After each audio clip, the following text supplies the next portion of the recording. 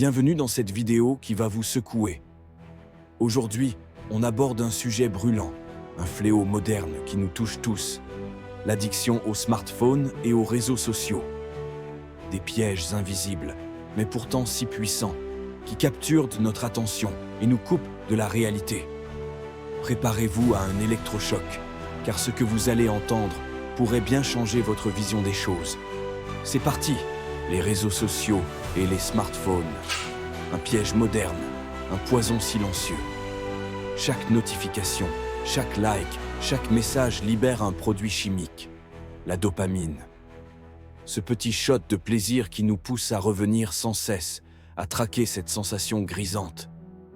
Mais ce plaisir est une illusion, un mirage qui emprisonne.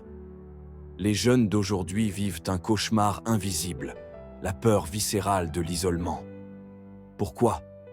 Parce que chaque interaction sur les réseaux est devenue une preuve d'existence. Un message reçu, un like obtenu, ça fait du bien, ça rassure. Alors on y retourne, encore et encore, prisonnier d'un cycle sans fin. Ce besoin compulsif n'est pas anodin. La dopamine est une drogue, comme l'alcool, comme les jeux d'argent. Sauf qu'ici, il n'y a aucune limite d'âge. On donne aux adolescents un accès illimité à ce poison numérique, sans mesurer l'ampleur des ravages. Les conséquences, dévastatrices. Une génération entière élevée dans l'illusion du mérite facile. On leur a appris que tout leur était dû. Médailles de participation, compliments gratuits, réussite sans effort. Puis, ils entrent dans le monde adulte. Le mur de la réalité les frappe.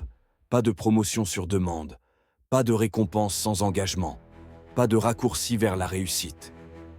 Et soudain, l'ego s'effondre. Pire encore, l'illusion des réseaux sociaux. Des vies parfaites, des sourires en vitrine, des succès fabriqués. Derrière les écrans, la réalité est froide, parfois cruelle.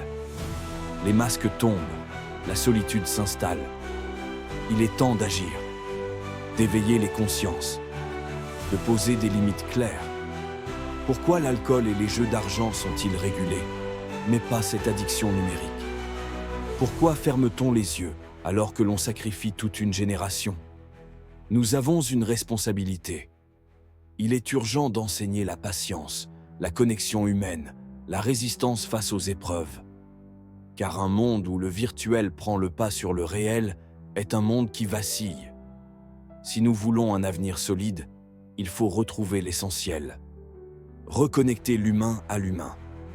Avant qu'il ne soit trop tard. Le problème ne s'arrête pas là. En réalité, il prend de l'ampleur. La dépendance aux smartphones et aux réseaux sociaux nous vole quelque chose de précieux. Notre temps, notre créativité, notre capacité à réfléchir. Nous scrollons, sans but, sans réflexion, comme hypnotisés par ces écrans qui nous capturent. Les jeunes générations ne savent plus s'ennuyer. Chaque seconde de silence est immédiatement comblée par la lumière bleue d'un écran. Pourtant, c'est dans ces moments d'ennui que naissent les idées, les rêves, les projets. À force de tout remplir, nous vidons notre esprit. Nous devenons des consommateurs passifs de contenus souvent superficiels, incapables de construire une pensée profonde. Le vrai danger, c'est la solitude déguisée en connexion. Des milliers d'amis en ligne, des centaines de likes, mais combien de vraies conversations? Combien de moments partagés, sans filtre, sans retouche? Nous avons l'illusion d'être entourés alors que nous nous enfermons dans des bulles d'isolement. Et cette solitude, elle finit par peser. Elle nous rend plus fragiles, plus anxieux. Les chiffres sont alarmants. Les troubles anxieux et dépressifs explosent, surtout chez les jeunes. Nous avons créé une société ultra connectée, mais profondément déconnectée de l'essentiel.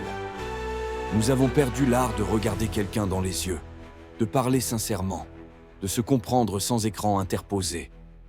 Il est temps d'ouvrir les yeux, de prendre conscience que ce qui nous rend humains, ce ne sont pas les pixels, mais les émotions réelles, les relations sincères, les échecs assumés et les succès mérités. Il est temps de retrouver le goût des vraies rencontres, de se reconnecter à la réalité, de cultiver l'authenticité plutôt que de l'inventer.